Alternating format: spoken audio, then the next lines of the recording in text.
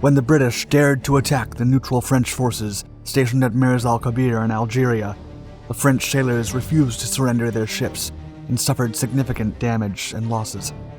The French felt betrayed, and that feeling of animosity fueled the sentinels in Casablanca harbor when they first spotted a United States Navy task force approaching the coasts. Like the British, the Americans were not there to play games or ask permission to land troops. They were there to take Casablanca, and even thought they would be received as liberators. However, they were wrong, and the French forces would defend their city with all their might.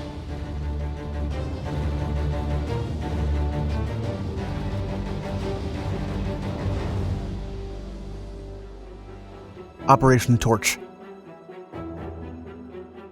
Although the United States had previously recognized the government of Vichy France, the combined forces of British and Americans were committed to reducing the power of this new French state in case it decided to support Germany. Soon, the Allied forces began planning a possible invasion of French North Africa. The original plan was dubbed Operation Gymnast, but was eventually renamed Operation Torch, and it was led by Lieutenant General Dwight D. Eisenhower. The strategy called for the capture of Algiers, Casablanca, and Oran, with 3 landings securing the locations before advancing towards Tunis. To check the temperature among the French forces in North Africa, the U.S. consul in Algiers, Robert Daniel Murphy, was ordered to gather intelligence about certain military members of Vichy France. Murphy claimed that most of them would not oppose the American landings, as many officers were willing to support the U.S. if they could have a conference with senior officers before the invasion. Consequently, Eisenhower sent Major General Mark Clark aboard the submarine HMS Seraph on October 21, 1942. He eventually gained the support of the pro-American officers. Nevertheless, the French sympathizers were left in the dark about the American operation, despite sharing critical information about the garrison and its defenses. Not even Armed Forces Commander-in-Chief Admiral François Darlan was told a single thing about Operation Torch, and the Americans would soon regret it. Casablanca intelligence. The landings at Casablanca were scheduled for November 8, 1942. Alongside Toulon, Casablanca was the second most important naval base of Vichy France.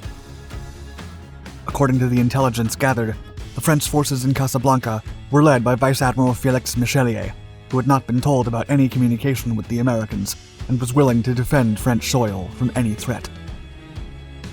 Michelier commanded the modern battleship Jean Bart, which was operational but not yet complete, and 1 light cruiser, 2 flotilla leaders, 8 sloops, 11 submarines, 7 destroyers, and 11 minesweepers. Additionally, Casablanca harbor was defended by the imposing El Hank Coastal Artillery Battery, which comprised 4 7.6-inch guns and 4 5.4-inch guns. The main American forces were led by Rear Admiral Henry Kent Hewitt and consisted of 1 aircraft carrier, 1 battleship, 1 escort carrier, 3 heavy cruisers, 13 destroyers, and 1 light cruiser. This force had the objective to provide covering fire for almost 350 landing craft that would carry U.S. infantrymen to the beaches of Casablanca. However, the entirety of Task Force 34 consisted of over 100 ships for the entire invasion of French Morocco and was split into 3 groups. The ships approached the shores of Morocco under cover of darkness on November 7th. The 3 groups were going to land a combined force of over 50,000 soldiers, of which almost 20,000 were headed for Casablanca. However, the French garrison was put on full alert when they detected the convoys near Gibraltar, and some pro-American officers then tried to overthrow the French commanders loyal to Vichy France. A rough landing. Some of the troop ships managed to anchor at Fadala, close to Casablanca. Still, they were spotted by French defenses from Pont-Blandin. After hearing the amphibious vehicles, the French turned their searchlights to the beach, but they were quickly taken out by machine gun fire from the Americans. The scattered fire between both sides led to significant confusion at the beach. Consequently, 20 of the 23 amphibious vessels that were supposed to land there were damaged after hitting rocks. Only 3,500 infantrymen managed to land safely, but they were underpowered and lacked adequate supplies. Moments later, at precisely 7 a.m. on November 8th, Admiral Hewitt dispatched 4 destroyers to conduct shore bombardment. However, the French shore defenses reacted immediately and damaged the destroyers USS Murphy and USS Ludlow during a brief but intense exchange of fire. Only with the support of the heavy cruisers USS Augusta and Brooklyn could the Navy silence the guns of Pont-Blandan and Fadala. The French garrison then sent a fighter squad to attack the American vessels, but the warplanes were driven off by the concentrated anti-aircraft fire coming from the warships. While the shore bombardments continued, and the American vessels protected the troop ships and attempted to land more men, General Michelier dispatched 5 submarines to conduct defensive patrols and sink any U.S. vessel that dared approach the harbor. Soon, more French aircraft were dispatched to counter the American fighters that had taken off from USS Ranger and Sewanee. Furious dogfights broke out above the skies of the Casablanca harbor, and smoke and anti-aircraft fire quickly obscured the area when the first bombs fell on top of the harbor at 8 a.m. About 10 civilian liners and freighters were sunk during the following hours, and the mighty U.S. bombs also caught 3 French submarines before they could leave their moorings.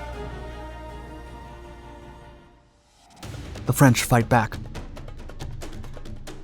The situation quickly got worse for the French garrison as the heavy cruisers Wichita and Tuscaloosa joined the fray, with the support of the battleship USS Massachusetts.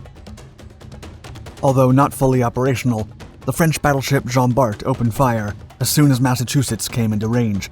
She fired 7 rounds before the devastating 16-inch guns from her counterpart silenced the gun, jamming its rotating mechanism.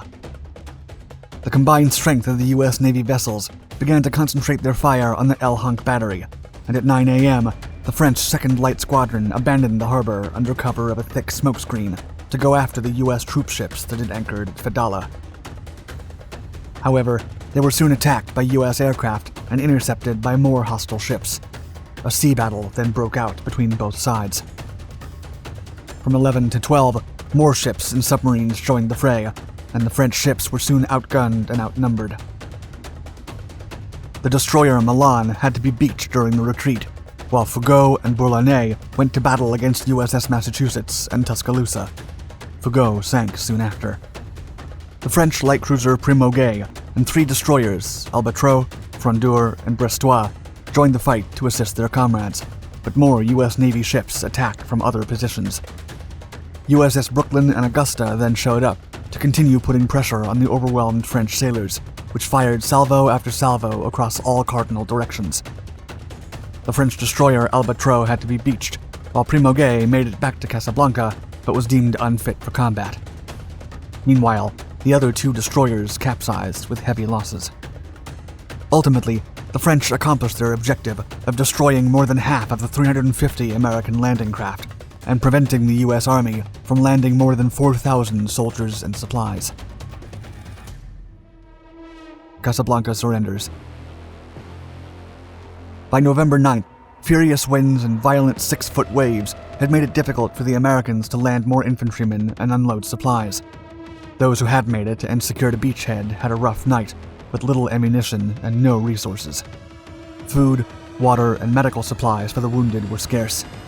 Even worse, the soldiers that had pushed towards Casablanca were almost uncommunicated because most of their radio equipment had been lost aboard the destroyed troop ships. Still, the able-bodied men began to make their way into Casablanca to continue with the invasion. They moved during the night to hide from the French forces.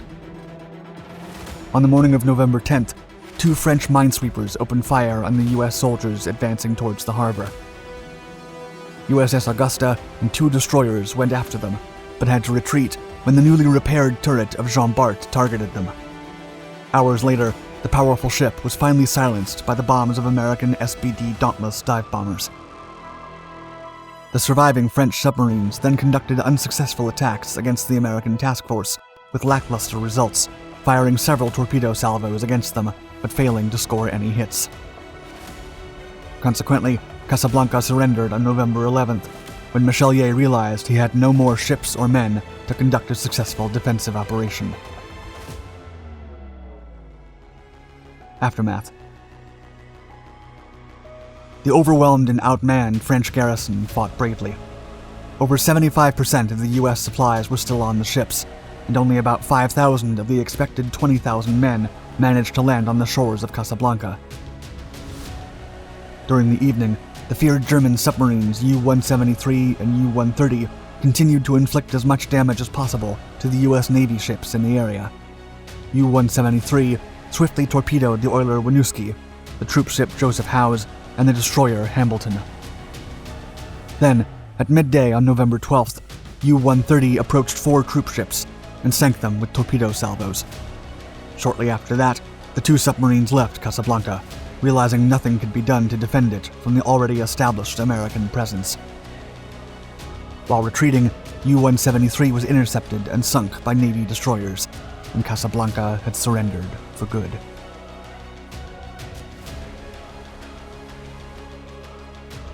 Thank you for watching our video. Please like and subscribe to our Dark Documentaries channels to find more exciting historical content. And don't forget to hit the bell icon to be notified of our newest videos. Also, let us know what you think of the French effort to defend Casablanca in the comments below. And stay tuned for more.